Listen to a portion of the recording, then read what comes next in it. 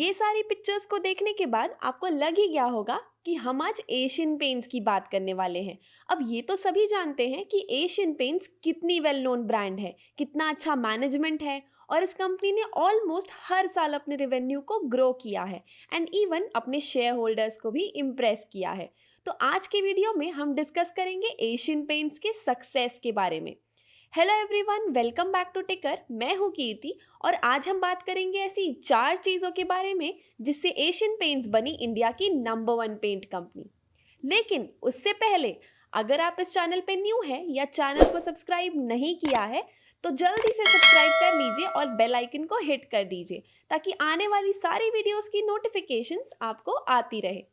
किसी भी बिजनेस के लिए टाइम के हिसाब से चेंज लाना बहुत ही ज़रूरी होता है और अगर वो बिजनेस इनोवेशन ना लाए या अडेप्ट ना करे तो वो पीछे रह जाती है। बट कुछ कंपनीज ऐसी होती है जो अपने टाइम से आगे चल रही होती है, मतलब कि उन्होंने पहले ही ऐसी कुछ चीज़ें अडेप्ट कर ली होती है जिससे वो आज भी अपने कॉम्पिटिटर्स को अच्छी टक्कर देती है।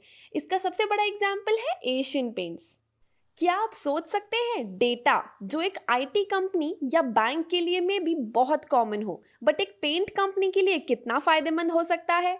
जी हाँ, एशियन पेंट्स ने आज की डेट में अपने डेटाबेस को इतना ज़्यादा ग्रो कर लिया है जिससे वो एक्यूरेटली प्रेडिक्ट कर सकता है कि उनका कौन सा पेंट कहाँ बिकेगा। यानी कि वो जान सकते हैं कि कौन से सिटी में, कौन से एरिया में, किस दिन और किस टाइम पे उनका कौन सा पेंट कलर सबसे ज़्यादा बिकेगा। है ना थोड़ा शॉकिंग? एशियन पेंट्स ये इसलिए कर पा रही है क्योंकि उन्होंने 1970s के टाइम ही एक बहुत अच्छा इन्वेस्टमेंट किया था जो था मेन फ्रेम कंप्यूटर्स का। उन्होंने ये कंप्यूटर्स इंस्टॉल कर लिए थे जो कि उस टाइम पे ज़्यादा लोग यूज़ नहीं करते थे। इससे आप ये अंदाज़ा लगा लीजिए कि उनके पास लास्ट 50 ईयर्स में कितना डेटा कलेक्ट हुआ होगा जिसे वो आज इतने एफिशिएंटली यूज़ कर पा रहे हैं। और कहीं ना कहीं उनको ये भी आइडिया था कि आने वाले सालों में डेटा की क्या इंपॉर्टेंस होने वाली है, तो इसे आप एक ब्रिलियंट बिजनेस स्ट्रैटेजी मान सकते हैं। और ये मॉडल देख के तो हम भी यही कहेंगे कि ये एक पेंट कंपनी ही नहीं, इनफैक्ट ये एक आईटी कंपनी है जिसने अपने डेटा को इस तरीके से यूज़ किया जो दूसरी पेंट कंपनीज आज भी करने की सोच नहीं सकती। अब आते हैं सेकेंड इंपॉर्टेंट फैक्टर पे। तो जनरली किसी भी कंपनी का डिस्ट्रीब्यूशन नेटवर्क कैसा होता है? मैन्युफैक्चरर से डिस्ट्रीब्यूटर या wholesaler, then to retailers and then end में आते हैं consumers, right? But Asian Paints ने अपने डिस्ट्रीब्यूशन नेटवर्क को चेंज किया, यानी कि उन्होंने मिडलमैन जैसे कि डिस्ट्रीब्यूटर्स या होलसेलर्स को बीच से हटा दिया और डायरेक्टली डीलर को कॉन्टैक्ट किया। तो इससे क्या फ़ायदा हुआ, चलिए समझते हैं। अब सपोज समझ लेते हैं कि मेरे प्रोडक्ट बनाने की कॉस्ट है 70 रुपीज़ और अब उसमें से होलसेलर, डिस्ट्रीब्यूटर, रिटेलर और मेरा प्रॉफिट ऐड कर देने के बाद वो हो जाता है 100 रुपीज़। तो इसमें जो 30% एक्स्ट्रा ऐड हुए हैं उसमें से 10 रुपीज़ का प्रॉफिट मार्जिन डिस्ट्रीब्यूटर का हुआ और 5% का मार्जिन रिटेलर का, यानी कि ये 15 रुपये डिडक्ट करने के बाद मेरा जो प्रॉफिट हो जाता है वो है 15 रुपीज़ का। बट अगर वही मैं अपने डिस्ट्रीब्यूटर को 10 रुपये ना दूं और डायरेक्टली रिटेलर से कॉन्टैक्ट करूं तो मुझे 25 रुपये का प्रॉफिट होगा। तो एक मिडल मैन के हट जाने से आप देख सकते हैं कि प्रॉफिट मार्जिन कितना बढ़ जाता है। तो अब आप ये सोचेंगे कि फिर सारी कंपनीज ऐसा क्यों नहीं करती? क्यों डिस्ट्रीब्यूटर और होलसेलर होते हैं जब डायरेक्टली कंपनी रिटेलर से कॉन्टैक्ट कर सकती है? मेनली डिस्ट्रीब्यूटर और होलसेलर को रखने का रीज़न ये होता है कि उनके पास स्टोरेज स्पेस काफ़ी ज़्यादा रहता है जो कि एक रिटेलर के पास नहीं होता है। तो वो अपनी दुकान में कैसे एक बार में इतना सारा स्टॉक रखेंगे? तो इसके लिए होलसेलर काम आते हैं ताकि जब भी रिटेलर को लगे वो अपने डिस्ट्रीब्यूटर या होलसेलर से प्रोडक्ट ले ले। अब एक और सवाल आता है कि जब दूसरे रिटेलर्स के पास इतनी स्टोरेज स्पेस नहीं रहती है तो क्या एशियन पेंट्स के रिटेलर्स के पास रहती है? नहीं।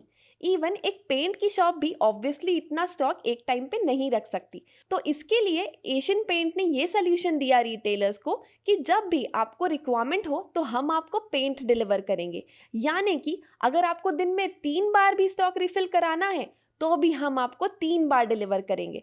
तो हर दिन एशियन पेंट्स की काफ़ी सारी गाड़ियाँ चलती हैं जिससे वो अपने हर एक रिटेलर को दिन में 3 से 4 बार डिलीवर करते हैं एज पर देयर रिक्वायरमेंट्स। और एशियन पेंट्स को डिलीवरिंग कॉस्ट इनफैक्ट कम पड़ रहा है as compare to the cost जो वो अपने डिस्ट्रीब्यूटर्स को दे रहे हैं।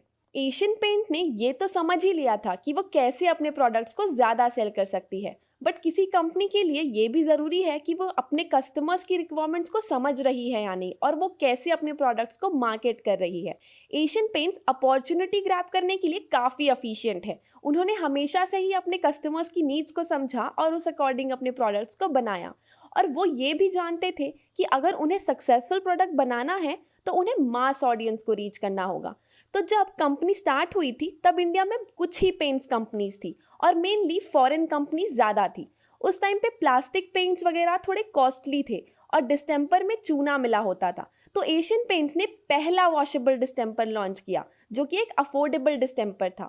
और उस टाइम पे पेंट्स के टिन के बड़े बड़े डब्बे हुआ करते थे, तो अगर किसी को थोड़ी सी पेंट की क्वांटिटी की रिक्वायरमेंट होती थी तो वो ले नहीं पाते थे। तो एशियन पेंट ने ये चीज़ नोटिस की और उन्होंने पेंट के छोटे डब्बे लॉन्च किए। और क्या आप जानते हैं कि सिर्फ 5 colours red, black, white, blue and yellow से ही उन्होंने 1952 तक 23 करोड़ का एनुअल टर्नओवर जनरेट किया था, जो कि उस टाइम पे बहुत बड़ा फिगर था। बट क्या सिर्फ product manufacturing and distribution he enough था एशियन पेंट्स की सक्सेस के लिए? नहीं। कहते हैं ना, जो दिखता है वही बिकता है। एशियन पेंट्स ने अपने आप को एज अ ब्रांड डेवलप किया अपने मार्केटिंग स्किल्स की वजह से। बड़े से बड़े और छोटे से छोटे बच्चे भी एशियन पेंट्स को पहचानते हैं। जिस तरीके से एशियन पेंट्स ने अपने प्रोडक्ट्स की मार्केटिंग की है, शायद वैसी मार्केटिंग आज की डेट पे कोई और पेंट कंपनी नहीं कर सकती। Don't lose anger, use tractor distemper से हर घर कुछ कहता है। एशियन पेंट ने लोगों का माइंडसेट बदला कि पेंट की रिक्वायरमेंट्स तब नहीं है जब वॉल से पपड़ी निकल रही हो। अभी के टाइम पे पेंट एक होम डेकोर और लाइफस्टाइल की पहचान हो चुका है। तो देखा जाए तो कंसिस्टेंट क्वालिटी, बेटर डिस्ट्रीब्यूशन और टाइम के हिसाब से अपने आप को अपडेट करना, चाहे वो एडवर्टीजमेंट्स हो, कस्टमर्स के लिए कॉल सेंटर्स हो, websites and mobile application, Asian paints हमेशा से ही टाइम से अहेड चला है। और इसीलिए आज वो सिर्फ एक पेंट कंपनी ही नहीं, इनफैक्ट वो एक होम डेकोर कंपनी बन गई है, जो पेंट के अलावा kitchen products, bath products, lighting, furnishing और फर्नीचर्स भी ऑफर करते हैं। आई होप आपको आज की ये वीडियो इन्फॉर्मेटिव लगी हो। अगर हाँ, तो इस वीडियो को लाइक और अपने फ्रेंड्स एंड फैमिली के साथ शेयर करना ना भूलिए। Thank you.